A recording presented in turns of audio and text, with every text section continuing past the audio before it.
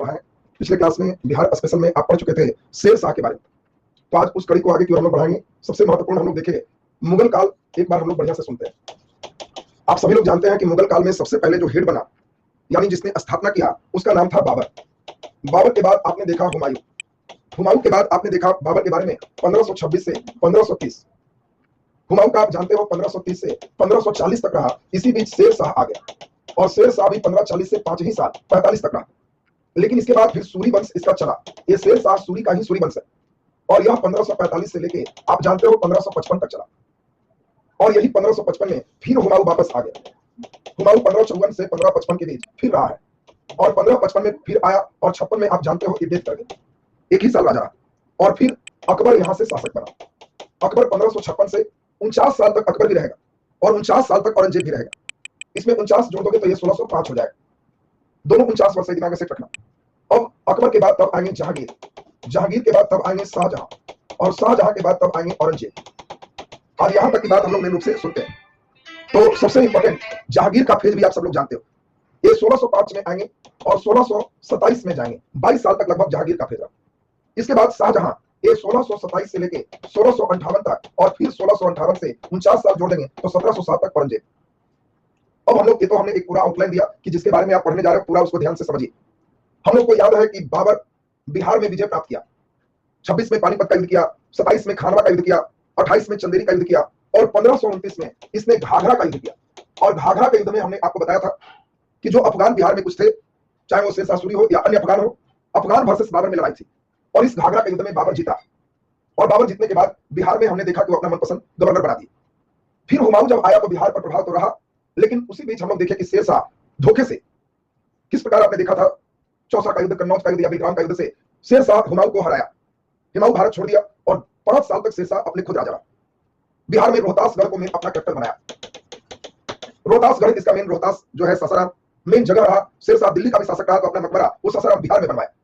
और सोचो दिल्ली का राजा जहां चाहता जहां बनवाता, फिर भी अपना मकबरा बिहार में बनवा रहा। और इसी बीच कालिंगर में हम लोग देखे थे तोप फटने के कारण शेर शाह अपने ही तोप से घायल होकर मर गया। उसके बाद सूरी वंश में उसके जो पुत्र है, आगे की पीढ़ी है, 1555 तक शासन चला रहे थे। सिकंदर सूरी अंतिम शासक है।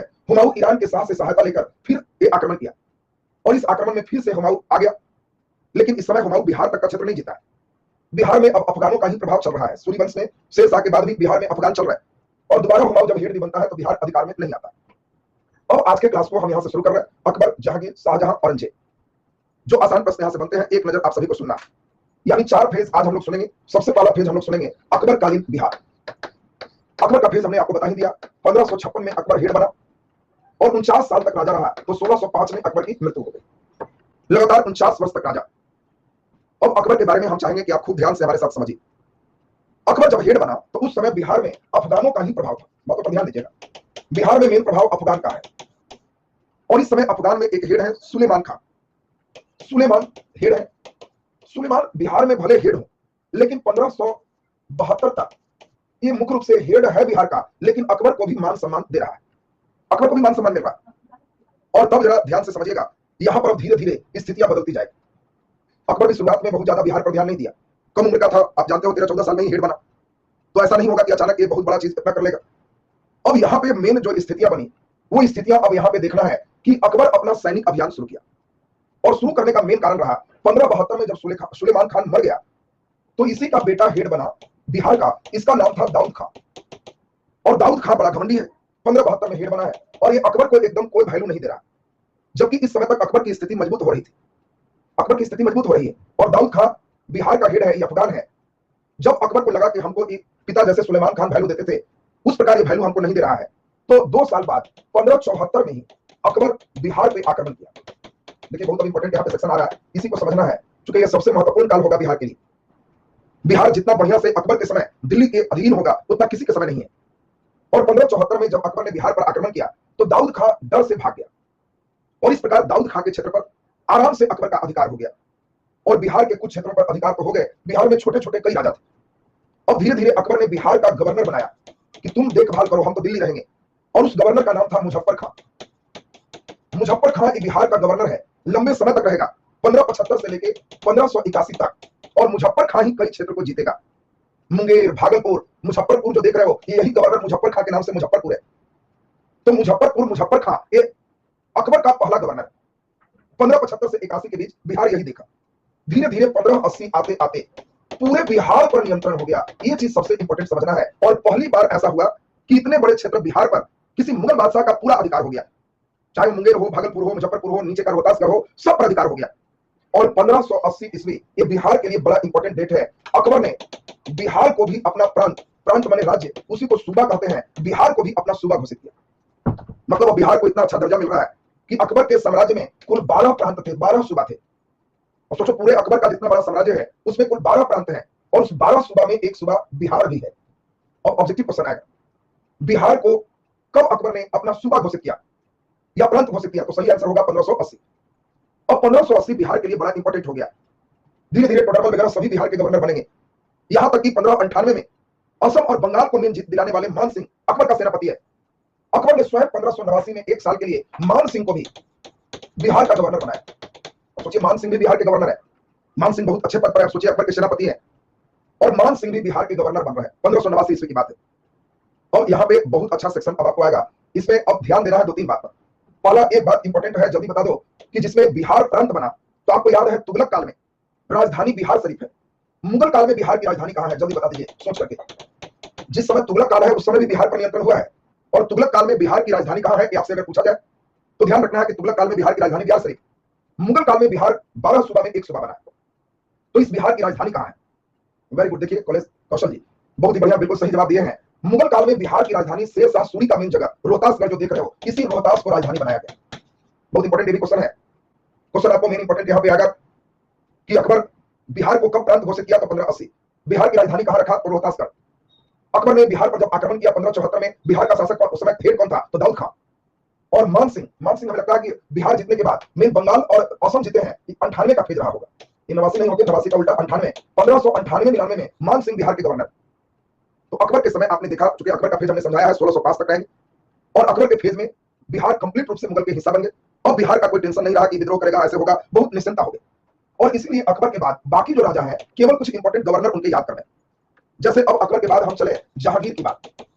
तो जहांगीर सभी लोग समझ रहे हो 1605 से 22 साल हमने बताया 1627 तक जहांगीर हेड हो। अकबर के समय एक और बहुत इंपॉर्टेंट होगा, बिहार आने वाला पहला अंग्रेज यात्री कौन था? क्या आप नाम जानते हो? जल्दी नाम बताओ। अकबर के समय ही बिहार में पहला अंग्रेज यात्री आया था। पहला अंग्रेज यात्री, बहुत अच्छा क्वेश्चन है, ऐसे मॉडल में भी इस बात पे चर्चा चले। बिहार आने वाला पहला अंग्रेज यात्री अकबर के समय आया। बता दो वो पहला अंग्रेज यात्री कौन था? कैप्टन हॉकिंस, तुम जानते हो कैप्टन हॉकिंस 1608 जहांगीर के समय है। सर टॉमस रो जहांगीर के समय है, लेकिन उसके पहले हॉकिंस और सर टॉमस रो जहांगीर के काल में, लेकिन उसके पहले अंग्रेज यात्री बिहार की यात्रा किए और पहली बार बिहार आने वाला अंग्रेज 1585 ईस्वी में ही बिहार आए। और इसीलिए एक काल अकबर काल का है। और इस व्यक्ति का नाम है रॉल्फ फिच। बहुत अच्छा प्रश्न है, आगे आपको इस पर चर्चा भी चलेगी। रॉल्फ फिच का नाम आपको बिल्कुल दिमाग में सेट रखना है। जब हम कहेंगे बिहार आने वाला पहला अंग्रेज यात्री कौन था, तो रॉल्फ फिच ये बिहार आने वाला पहला अंग्रेज यात्री था। तो रॉल्फ फिच ये दिमाग में आपका बिल्कुल दिमाग में सेट रहना चाहिए। अब जहांगीर की बात आ रही है, जहांगीर के फेज को बढ़िया से सुने और समझे।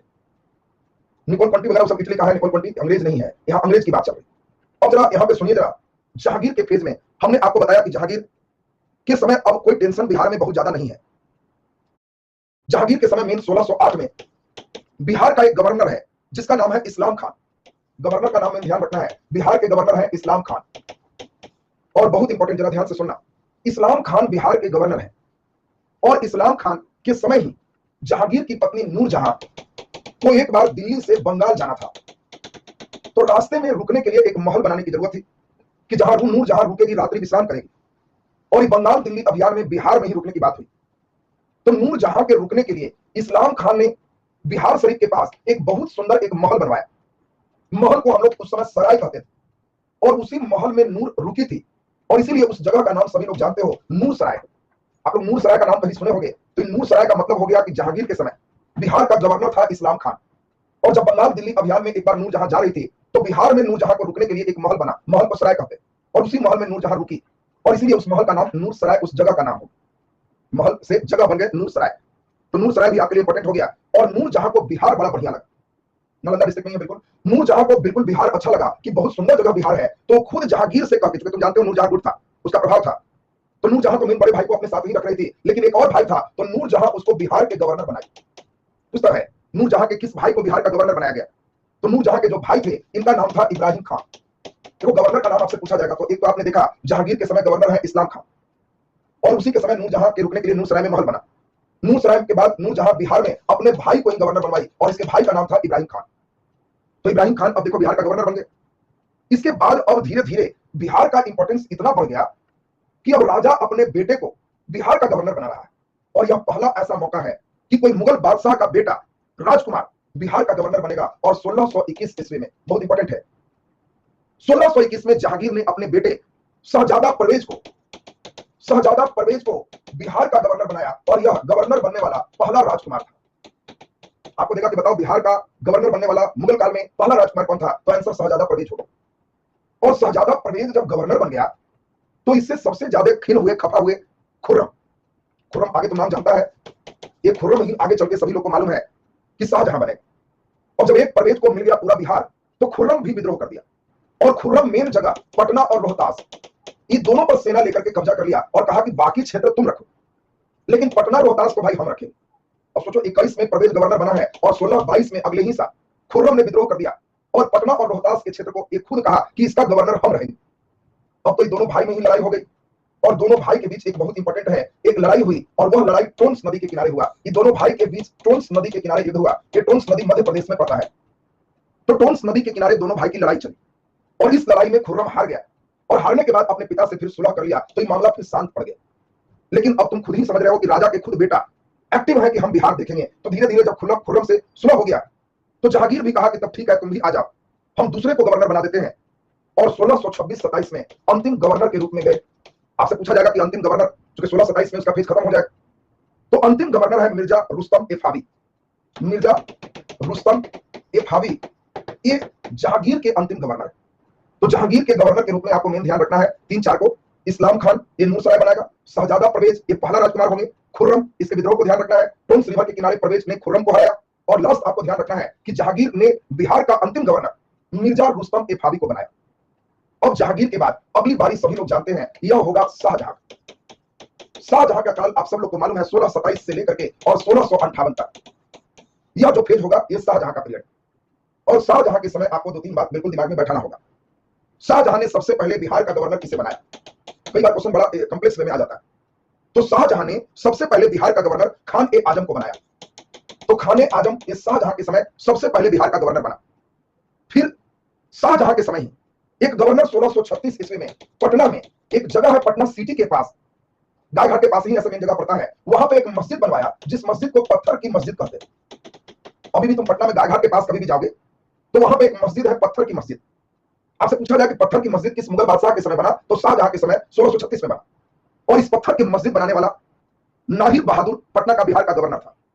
नाहिर बहादुर एक गवर्नर है और इसी ने पत्थर की मस्जिद का निर्माण कराया। तो पत्थर की मस्जिद पटना में स्थित नाहिर बहादुर ने बिहार का गवर्नर है इसका निर्माण किया। शाहजहां के समय एक पत्थर की मस्जिद का निर्माण हुआ। और तब इस समय भी इंपॉर्टेंट है, जैसे नूरजहां ने अपने भाई, अभी हमने बताया, इब्राहिम खां को गवर्नर बनाया, उसी प्रकार सभी को मालूम है कि शाहजहां की पत्नी मुमताज है।